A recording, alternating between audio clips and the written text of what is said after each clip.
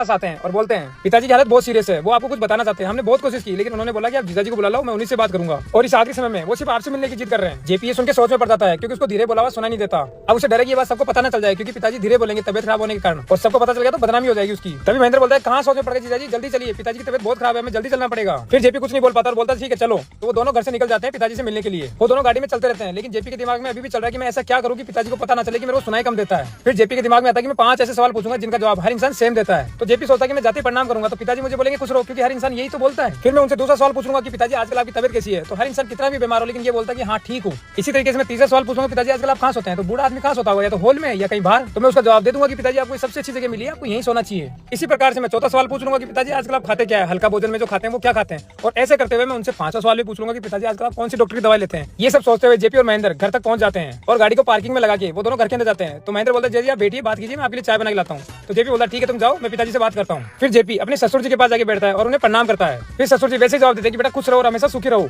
फिर जेपी जैसे रट के लेके आया था वैसे दूसरा सवाल पूछता है कि आपकी तबियत ठीक है ना, कोई दिक्कत तो नहीं है ना। तो ससुर जी बोलते हैं दिक्कत तो बहुत है, आजकल बादल रहते हैं उससे मेरे हाथों में दर्द होता है, कमर दुखती है, छाती में भी दर्द होता है, हर जगह दर्द चल रहा है, हर जगह से परेशानी हो रखी है अभी तो। लेकिन जेपी को कुछ सुनाई नहीं देता, वो अपने हिसाब से बोलता है कि हाँ बस यही चाहिए, इस उम्र के अंदर अगर ये चीज हो रही तो सबसे अच्छी है, आप भगवान करे यही चीज आपके साथ हो। ये सुनने के बाद ससुर जी को बहुत गुस्सा आता है, अबे बेवकूफ क्या बोल रहा है, मैं इसको बोल रहा हूँ दर्द हो रहा है और ये मुझे बोल रहा है कि ऐसा ही होना चाहिए बुढ़ापे के अंदर, क्या आदमी है। फिर वो सोचता है कि तीसरा सवाल भी पूछ लेता हूँ। तो बोलता है कि पिताजी आजकल आप कहाँ सोते हैं, मतलब सब ठीक है ना, कहीं मच्छर वच्छर कुछ नहीं खाते ना आपको।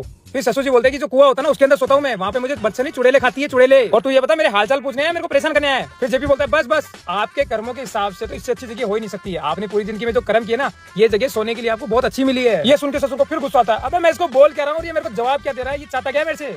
फिर जेपी को लगता है कि जैसा मैंने सोचा था सब वैसा ही हो रहा है, एक काम करता हूँ चौथा सवाल ही पूछ लेता हूँ। तो बोलता है कि ससुर जी एक बात बताओ, आजकल आप खाने में क्या खाते हो, मतलब हल्का भोजन जो लेते हो वो क्या लेते हो। ससुर जी फिर गुस्से में बोलते हैं कि अबे जो पहाड़ होता है ना उसके जो मोटे मोटे पत्थर होते हैं ना, मोटे वाले वो पत्थर खाता हूँ मैं, रोज मोटे पत्थर खाता हूँ, तुझे भी खाना तो बता दे मेरे को। तो जेपी बोलता है हाँ ये भी ठीक है, आपने जो पूरी जिंदगी में लोगों को खाना खिलाया था ना उसके हिसाब से बेस्ट है, आप एक काम किया करो दिन में 4 बार खाया करो, उससे आपका पाचन ठीक रहेगा। ये सुन के ससुर जी अपना सिर पकड़ लेते हैं और पागल जैसे हरकतें करने लगते हैं। फिर जेपी 5वां सवाल पूछता है क्योंकि उसको लगता है कि हर इंसान आसपास के डॉक्टर से इलाज करवाता है। तो बोलता है ससुर जी आजकल आप अपना इलाज कहाँ से करवा रहे हो, कौन से डॉक्टर से करवा रहे हो। फिर ससुर जी बोलते हैं कि भाई यमराज से इलाज करो, यमराज से, थोड़ी देर में वो आएगा और मेरे को लेके चला जाएगा, तू चाहता भी है ना कि मेरे को ले जाए, इसीलिए तू मेरे पास आया, तू नहीं आता तो ज्यादा ठीक रहता। तो जेपी बोलता है बस हो गया काम, उससे अच्छा कोई डॉक्टर है ही नहीं, आपका इलाज वही कर सकते हैं इस उम्र में, और किसी की बस की है ही नहीं, ये मान लो वो इलाज करके मतलब सब कुछ हो गया आपका। और ये सब पागल वाली बातें सुनकर ससुर जी के वही प्राण निकल जाते हैं। फिर जेपी ससुर जी को उठाता है, ससुर जी वो नहीं उठते तो जेपी बोलता है हे ऊपर वाले तूने मुझे सही टाइम पे भेज दिया, अगर मैं नहीं आता ना तो इनकी आत्मा भटकती, ये बात किसको बोलते, इन्होंने मुझे सारी बात बता दी, इनका मन शांत हो गया।